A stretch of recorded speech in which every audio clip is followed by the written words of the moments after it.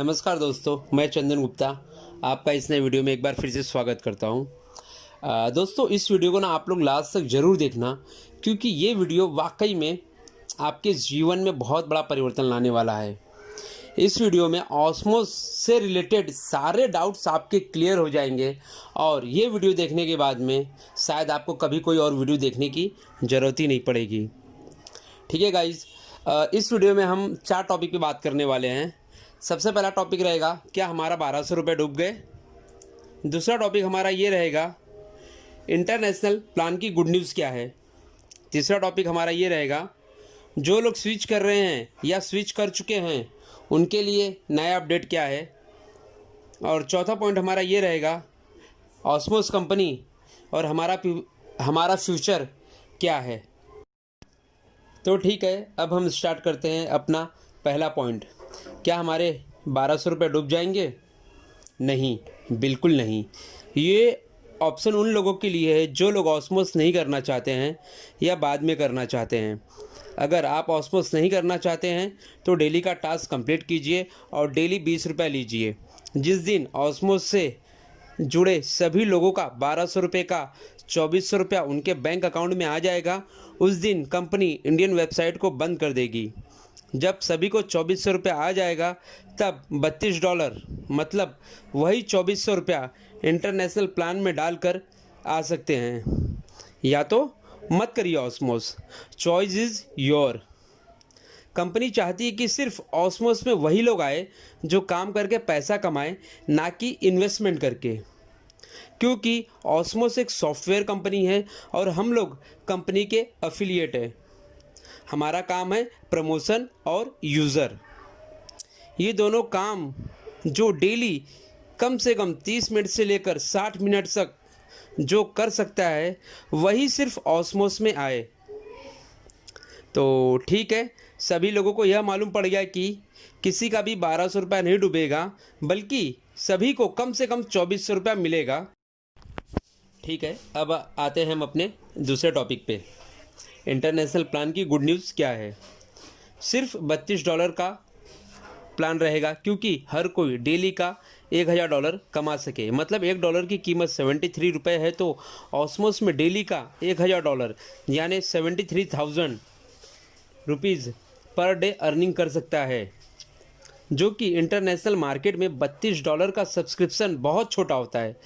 $16 का subscription international market में किसी भी कंपनी का नहीं है। इंटरनेशनल मार्केट में मिनिमम $30 का सब्सक्रिप्शन स्टार्टिंग है। सो गाइज, हम सब की कंपनी ऑस्मोस ने इंटरनेशनल मार्केट में अपनी वैल्यू बनाने के लिए $16 के प्लान को पूरी तरह से ख़त्म कर दिया है और अब सिर्फ $32 का ही प्लान रहेगा और इंटरनेशनल प्लान में सबकी इनकम ऑटोमेटिकली डबल हो जाएगी। ये तो समझ में आ गया कि कंपनी ने सिर्फ $32 का प्लान क्यों रखा है। ठीक है, अब हमारे लिए क्या गुड न्यूज़ है, अब हम ये देख लेते हैं। पुराने वेबसाइट में जाकर हम लोग अगर स्विच करते हैं तो हमारी नेशनल आईडी क्लोज़ हो जाएगी और इंटरनेशनल आईडी में हम लोग सिर्फ $16 मतलब 1200 रुपया और भरकर इंटरनेशनल में काम कर सकते हैं, वो भी पहले दिन से। क्योंकि हमने भी पहले 1200 रुपया डाला है, तो हमें यह भी समझ में आ गया कि हमारे लिए गुड न्यूज़ क्या है। अब हम देखते हैं तीसरा पॉइंट, जो लोग स्विच कर चुके हैं या जो करने वाले हैं उनके लिए क्या अपडेट है। जैसा कि आप लोग जानते हो कि कंपनी का वेबसाइट खुद का है, इसलिए कंपनी ने इंटरनेशनल वेबसाइट पे 40 लोगों का स्टाफ बिठाया है और हाई लेवल के सॉफ्टवेयर इंजीनियर को हायर किया है, क्योंकि आगे से वेबसाइट अपडेट को लेकर कोई भी प्रॉब्लम नहीं आए। और दूसरा अपडेट आप लोगों के लिए ये है कि इंडियन प्लान का जो भी शॉपिंग वॉलेट, यूटिलिटी वॉलेट या मेन वॉलेट में जो भी आपका बैलेंस होगा वो आपको इंटरनेशनल वॉलेट में मिल जाएगा। तीसरा अपडेट, उस वॉलेट के पैसे को आप 2 तरीके से निकाल सकते हो। पहला तरीका ये है, $15 अगर हो चुका है आपका तो आप किसी भी एक्सचेंजर एप्लीकेशन का इस्तेमाल करके, जैसे कॉइन स्विच ऐप को डाउनलोड करके अपनी केवाईसी पूरी करके उस पैसे को कॉइन स्विच में लेकर अपने बैंक अकाउंट में ट्रांसफ़र ले सकते हो, वो भी सिर्फ 15 मिनट के अंदर। दूसरा तरीका, उस वॉलेट से या तो आप फ़ंड ट्रांसफ़र करके कैश ले लो अपने अपलाइन से, या किसी का टॉपअप करा के कैश ले लो। ये पैटर्न एक्चुअली मुझे ना सबसे ज़्यादा पसंद आया, क्योंकि जो लोग बोलते हैं ना हमारे डेटा का कहीं गलत इस्तेमाल ना हो जाए, कोई आधार कार्ड पैन कार्ड के ज़रिए हैक ना कर ले, तो उन लोगों को मैं सिर्फ इतना ही कहूँगा कि भाई इंटरनेशनल ऑस्मोस में काम करने के लिए मुझे आपका सिर्फ नाम और ईमेल आईडी चाहिए। और रही बात आपको पेमेंट देने की, तो आपको मैं पेमेंट एज ए कैश दे दिया करूँगा। तो ठीक है, ये अपडेट थे आप लोगों के लिए जो स्विच कर रहे हैं या कर चुके हैं। तो ठीक है, अब हम देखते हैं अपना चौथा पॉइंट, ऑस्मोस कंपनी का या हमारा फ्यूचर क्या है। ऑस्मोस का फ्यूचर जानने से पहले हमें ये जानना होगा कि डिजिटल करेंसी या क्रिप्टो करेंसी होती क्या है। तो एक्चुअली करेंसी को समझने से पहले हमें समझना होगा कि हमारी ज़िंदगी में करेंसी का रोल क्या है, जिसके लिए हम थोड़ा सा पीछे चलते हैं। जैसे सबसे पहले बार्टर सिस्टम चलता था। जैसे हमारे पास गेहूँ है, अगर हमें चावल की ज़रूरत है तो हम अपना गेहूँ, जिसके बाद चावल उसे देते थे, उससे चावल लेते थे। तो इस तरीके से पहले आदान प्रदान होता था। लेकिन यहाँ पे ये एक तकलीफ़ आई कि मेरे पास गेहूँ है, मुझे चावल चाहिए, लेकिन चावल वाले को गेहूँ नहीं चाहिए, तो आदान प्रदान में काफ़ी दिक्कतें तकलीफ़ हो जाती थी। जिसके लिए इस सिस्टम को और डेवलप किया गया। तब आया मुद्राएं। मुद्राएं सिस्टम में क्या होता था, जैसे सोना, चांदी, पीतल, तांबा, इस तरीके के सिक्के हुआ करते थे, और हमें कोई भी चीज़ लेना हो तो इसके ज़रिए हम लोग गिव एंड टेक कर लिया करते थे। लेकिन ये सिक्के में भी एक प्रॉब्लम थी, कितने सारे सिक्के कैरी करने में बहुत वजन हुआ करते थे। इसके अलावा सोना लेके घूमना बोले तो काफ़ी रिस्क होता था। इसकी वजह से इस सिस्टम को भी थोड़ा और डेवलप किया गया। फिर आया हमारे आगे एक्चुअल करेंसी, जैसे रुपया, पैसा, डॉलर, सेंट, जिसमें काफ़ी आसानी होने लगी। लेकिन यहाँ पर भी दो तकलीफ़ें बढ़ गई। सबसे पहली तकलीफ़ ये बड़ी कंपनियों के लिए, क्योंकि उनके लिए ना फ्लेक्सिबिलिटी थी ही नहीं। फॉर एग्जांपल जैसे हम ऑस्मोस की बात कर रहे हैं, ऑस्मोस डेली 7 करोड़ लोगों को पेमेंट बांटना चाहती है, लेकिन बैंक की लिमिट है पर डे 10 लाख, और ऐसी 34 बैंक के हैं, तो टोटल एक दिन में 3 करोड़ 40 लाख की ट्रांजेक्शन 100% अगर बैंक ने हमें सपोर्ट किया तो ये हो पाएगा। लेकिन ये पॉसिबल तो नहीं है ना, क्योंकि बैंक के पास अपने कस्टमर ये वो, जिसके लिए भाई हमारे ऊपर ठप्पा लग गया आरबीआई की तरफ से कि आप दिन में 10 लाख लोगों से ज़्यादा को पेमेंट बांट ही नहीं सकते हो, जिसकी वजह से ये इंटरनेशनल का कदम उठाना पड़ा। और दूसरी प्रॉब्लम ये हुई थी महंगाई। महंगाई कैसे बढ़ती है वो मैं आप लोगों को बताता हूँ। जैसे बेसिकली हम लोग अपना पैसा सेफ रखने के लिए कहाँ रखते हैं, बैंक में। ठीक है, बैंक में हमने पैसा रखा, लेकिन बैंक हमसे कभी पूछ के हमारा पैसा कहाँ घुमाती है किसी को नहीं पता होता है। एग्जाम्पल के तौर पे विजय माल्या को दे दिया गया, वो पैसा लेके भाग गया। लेटेस्ट में येस बैंक का इतना बड़ा प्रॉब्लम हुआ, तो जो आप लोगों ने देखा, येस बैंक के पास हम लोग एज ए सेफ्टी के लिए पैसा जमा करते हैं, लेकिन वो पैसा कोई भी लेके भाग जाता है, जिसकी वजह से बैंक घाटे में आती है। उसके ऊपर पब्लिक का पैसा गया ना, तो पब्लिक का पैसा तो देने की जिम्मेदारी गवर्नमेंट की बनती है, तो गवर्नमेंट अपने खजाने में से उस बैंक वाले की लॉसेस को भरपाई करी, जिससे पब्लिक का पैसों को मिला। लेकिन वो पैसा आया कहाँ से, गवर्नमेंट के खजाने से। वो गवर्नमेंट का खजाना कहाँ से बना, हम लोगों के टैक्स से। तो जिसकी वजह से गवर्नमेंट का खजाना खाली हुआ। अब गवर्नमेंट के पास पैसे और कम हो गए, उसे देश चलाना है, जिसके लिए गवर्नमेंट और टैक्स लगाती है और महंगाई बढ़ती है। गवर्नमेंट जैसे जैसे टैक्स लगाएगी वैसे वैसे महंगाई बढ़ेगी, और ये मार्केट में जब पैसा कम पड़ जाए ना, तो गवर्नमेंट और नोट छापती है। जो कि नोट छापने की जो कंडीशन है वो ये है कि उसके अगेंस्ट में आपके पास उतना गोल्ड होना चाहिए। लेकिन फ़िलहाल अपने पास उतना गोल्ड ही नहीं है। अगर आप नोट को ध्यान से देखोगे ना, तो वहाँ पे ये लिखा रहता है कि मैं धारक को 100 रुपये देने का वचन देता हूँ कि हाँ वाकई में 100 रुपये आए, क्योंकि उतना गोल्ड है ही नहीं ना हमारी सरकार के पास। तो इंडियन करेंसी में वचन बिकता है, तभी तो अपना देश माइनस में है ना, तभी तो इतना कर्जे में है। और अभी लेटेस्ट में डिमोनेटाइजेशन हुआ था, मतलब ब्लैक मनी को बाहर निकालने के लिए 500 और 1000 के नोट बंद कर दिए गए थे।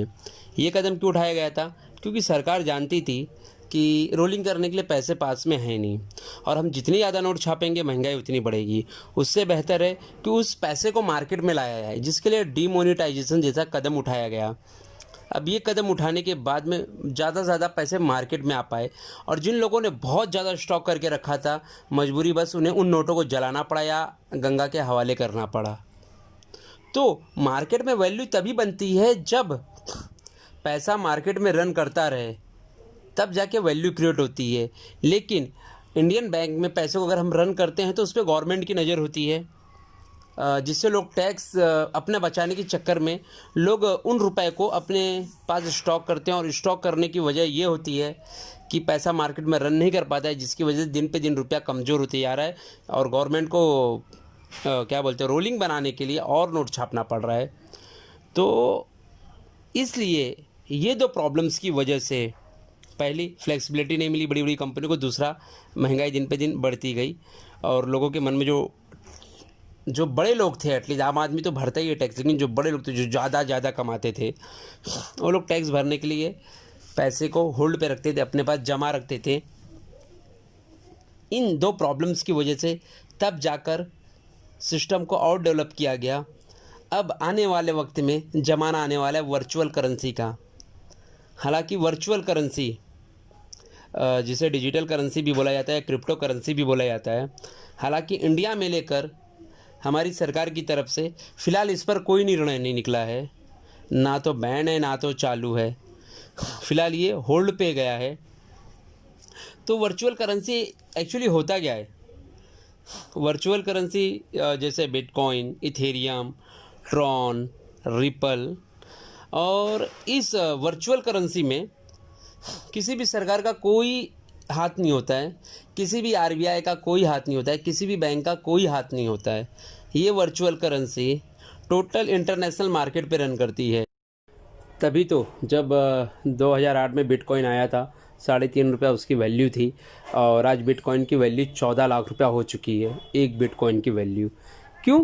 क्योंकि वहाँ पे पैसा रन करता है, वैल्यू बढ़ते रहती है, क्योंकि वहाँ पे पैसा रन कराने में किसी को कोई डर ही नहीं है कि गवर्नमेंट को टैक्स देना ये वो। हालांकि इस क्रिप्टो करेंसी को कई देशों ने लीगल, जैसे फ्रांस, जापान, इन देशों में इसको लीगल करार किया गया और वहाँ पे रन कर रहे हैं। कई देशों ने इसको ना तो लीगल किया ना इनलीगल किया है, एज अ इन्वेस्टमेंट बोल के उनको परमिशन दी है, और बहुत से देशों में इसे बैन किया गया है।